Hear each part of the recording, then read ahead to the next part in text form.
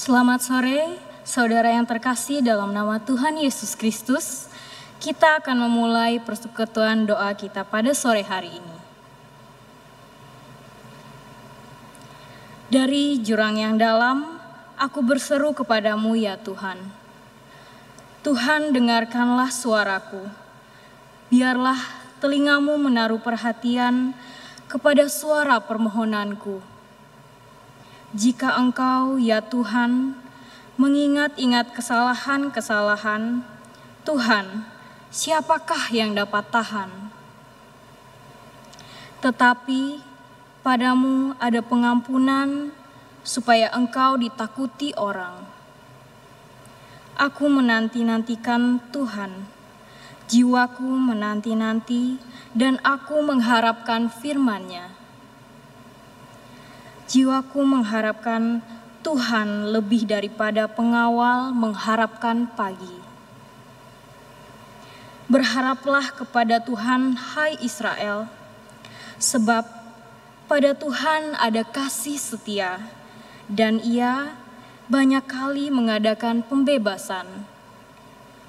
Dialah yang akan membebaskan Israel dari segala kesalahannya.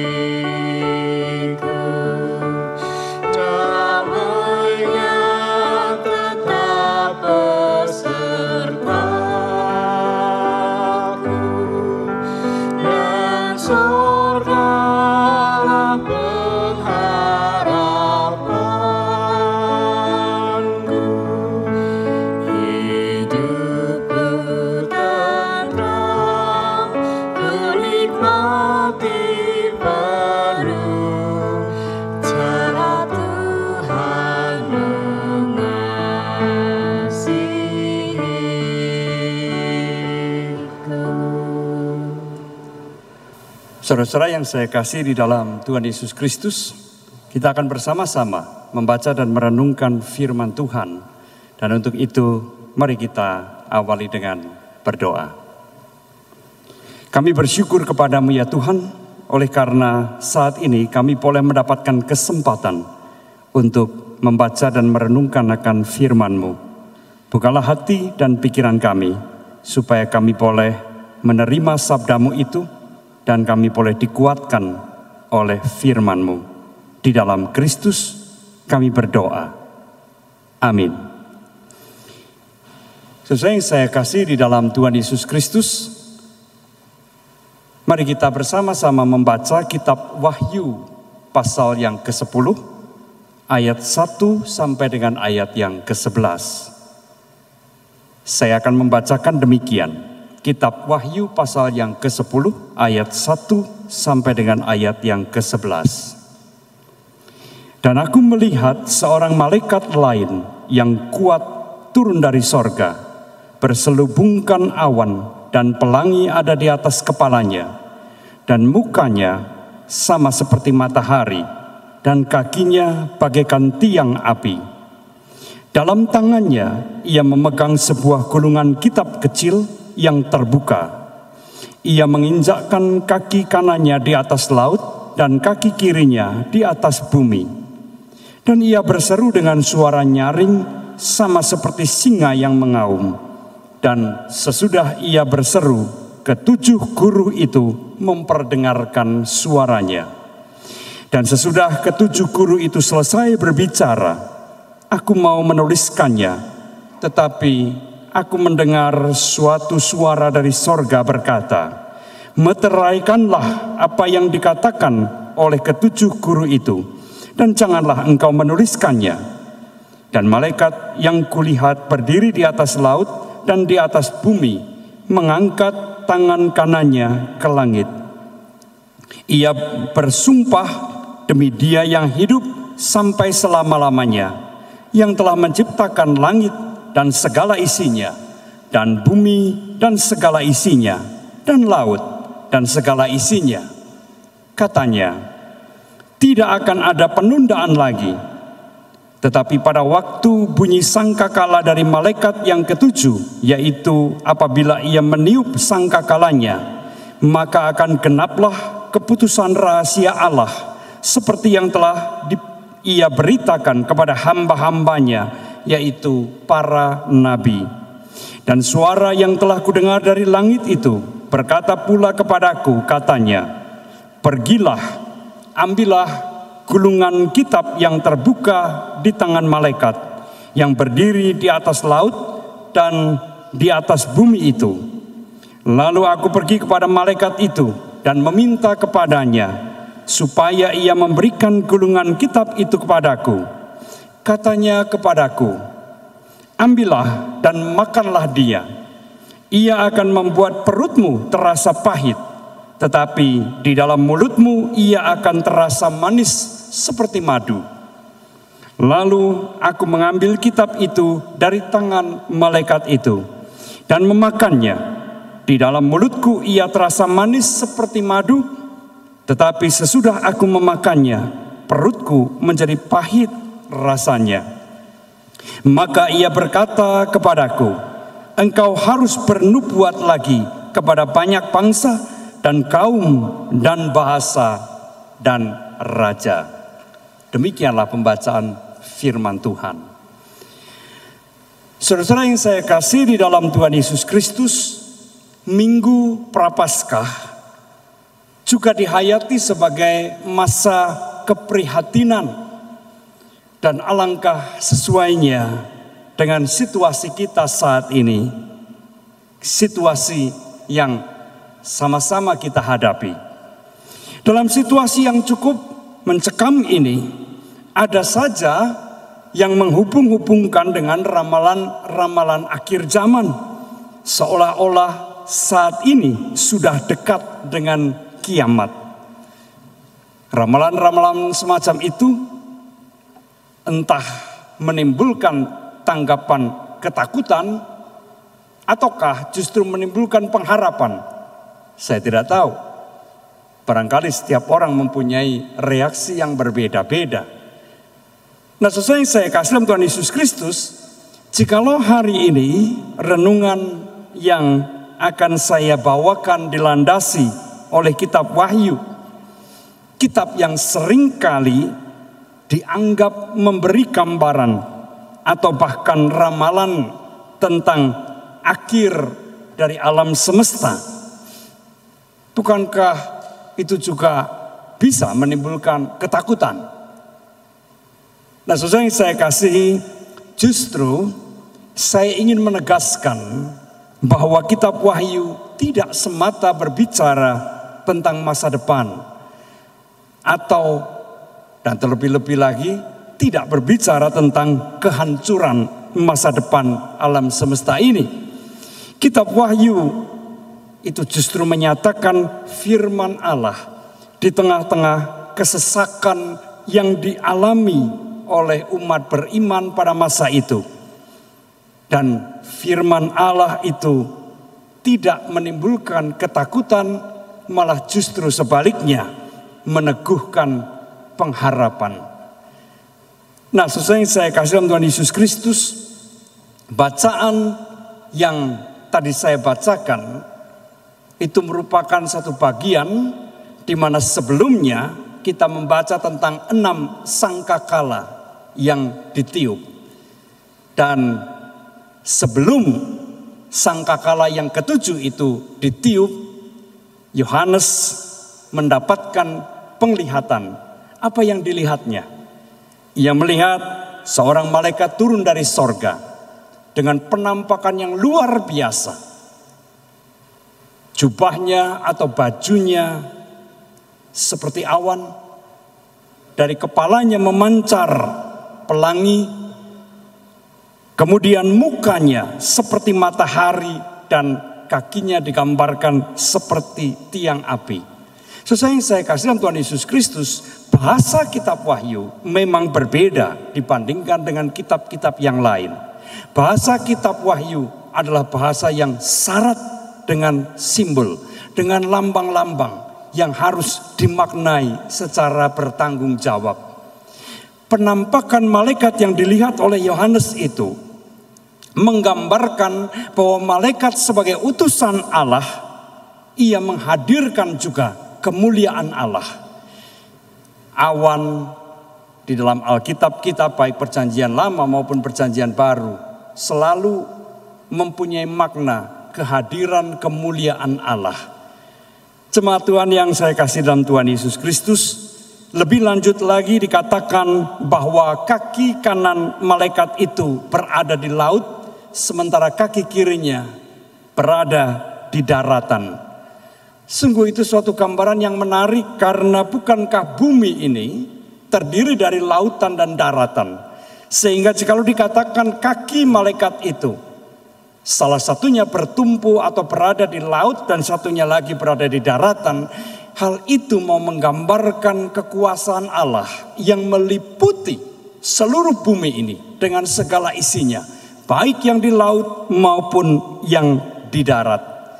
Bumi sepenuhnya berada di bawah kekuasaan Allah sendiri. Lalu kita juga membaca malaikat itu membawa gulungan kitab kecil. Dan sudah barang tentu isi dari gulungan kitab itu tidak lain adalah firman Allah. Malaikat itu menyuruh Yohanes untuk memakan gulungan kitab itu.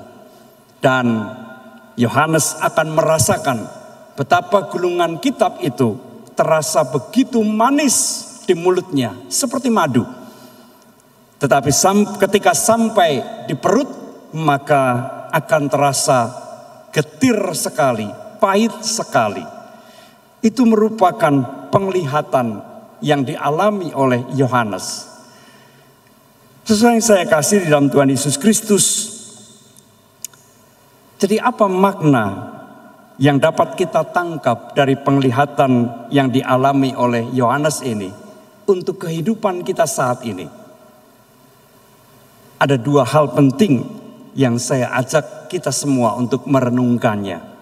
Yang pertama, sesuai yang saya kasihi, di dalam situasi apapun, terutama di dalam situasi yang berat, situasi yang mencekam, kita diajak untuk terus mengingat bahwa Allah yang menguasai kehidupan kita, adalah Allah yang juga menguasai seluruh alam semesta ini. Seluruh bumi ini sungguh berada di bawah kekuasaan Allah.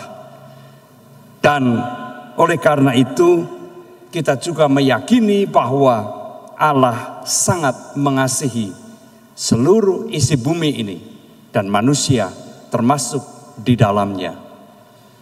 Betapa tidak, jikalau atau seandainya saja Allah tidak mengasihi bumi beserta dengan segala isinya, maka untuk apa ia harus menyelenggarakan karya keselamatan?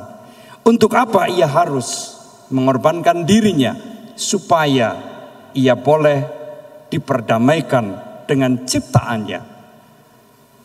Hal itu menandakan dengan sangat jelas bahwa Allah tidak akan menghancurkan alam semesta ini.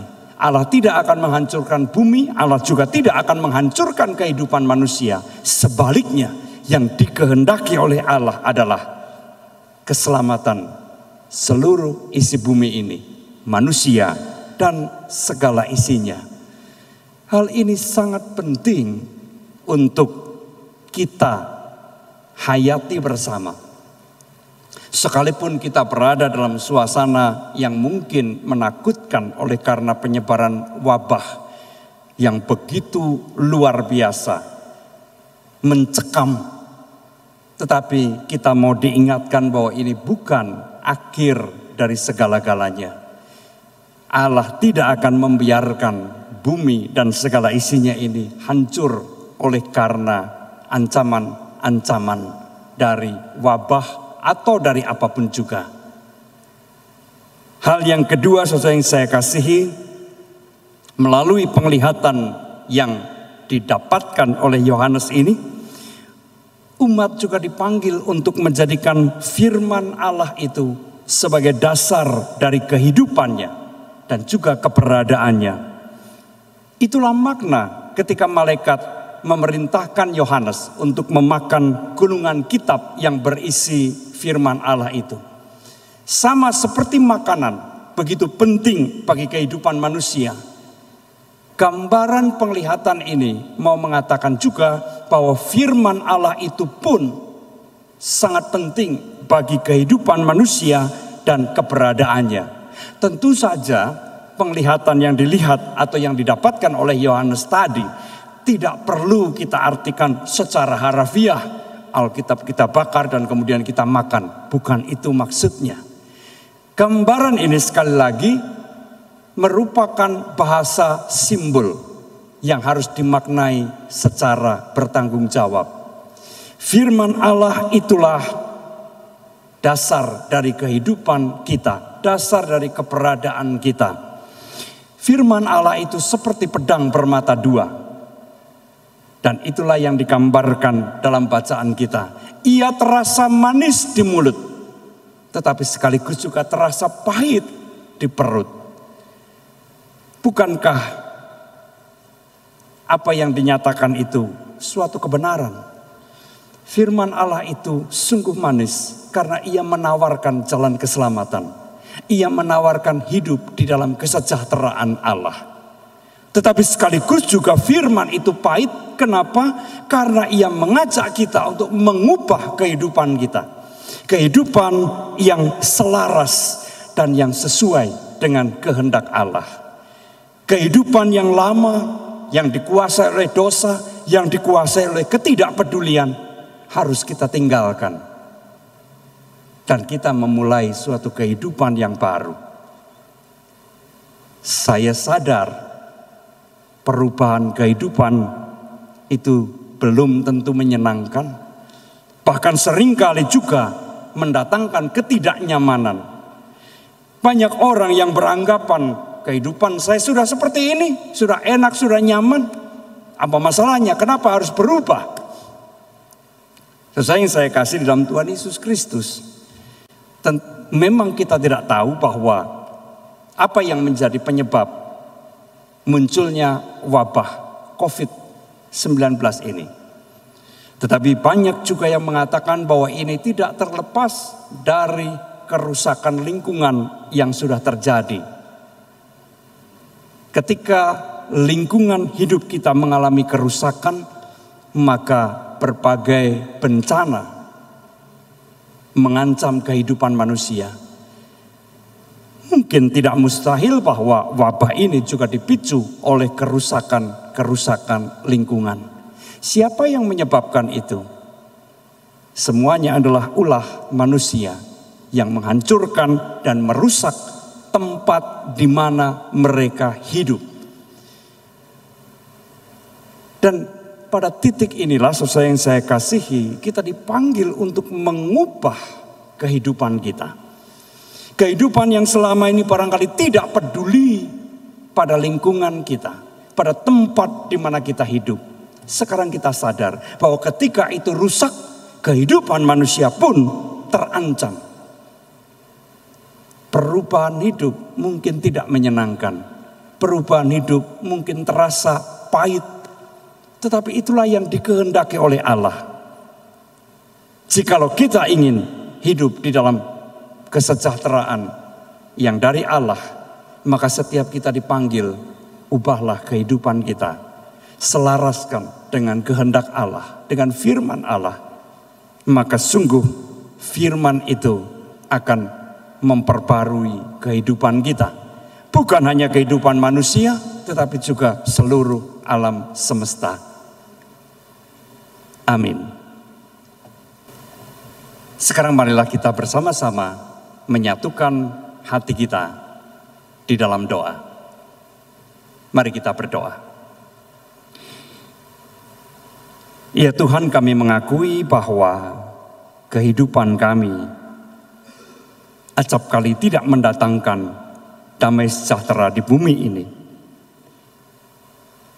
Keberdosaan kami, bahkan juga kebebalan kami, seringkali menimbulkan bahaya, bukan hanya bagi diri kami sendiri, tetapi juga bagi orang-orang yang ada di sekitar kami, bahkan juga seluruh alam ciptaan Tuhan ini. Jikalau pada saat ini kami membaca firman-Mu dan merenungkannya, biarlah kami boleh mendengar dengan sungguh-sungguh, menghayati dengan sungguh-sungguh, dan menerima dengan penuh ketaatan setiap firman yang dari Tuhan. Biarlah kami menjadikan firman-Mu itu sebagai dasar dari kehidupan kami. Dan biarlah kami juga terus menghayati betapa Engkau berkuasa atas seluruh kehidupan kami, seluruh alam semesta ini. Dan Engkau memanggil kami untuk ikut ambil bagian di dalam menjaga, memelihara seluruh alam ciptaan Tuhan, menjaga kehidupan manusia, kehidupan kami dan kehidupan sesama kami. Bapa di dalam surga, kami berdoa untuk perjuangan mengatasi penyebaran wabah COVID-19 ini, dimanapun itu dilakukan, baik di tengah-tengah bangsa kami maupun juga di belahan dunia yang lain. Berkatilah ya Tuhan, agar supaya semua usaha itu sungguh berhasil, sungguh dapat mengatasi wabah ini, dan kehidupan seluruh alam menjadi pulih kembali. Kami tidak dapat bekerja sendiri. Kami menantikan pertolongan dan berkat dari Tuhan. Maka ya Tuhan, tolonglah kami. Mereka yang sakit, mereka yang sedang dikarantina, Tuhan juga pulihkan mereka. Tuhan jagai supaya mereka terus berpengharapan di dalam Tuhan. Tuhan tumbuhkan semangat di dalam diri setiap anak-Mu ini, supaya mereka terus berjuang dan berharap kepada Tuhan, sehingga dapat melewati masa-masa kritisnya. Terima kasih Bapa, di dalam nama Tuhan Yesus Kristus kami berdoa. Amin.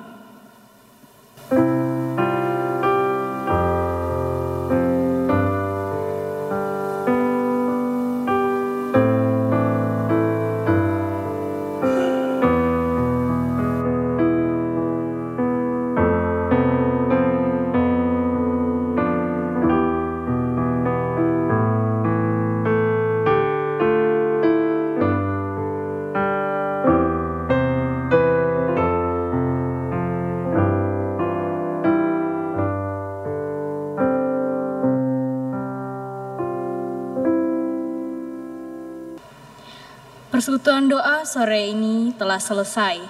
Marilah kita mendasari hidup kita dengan firman Tuhan yang telah kita dengarkan.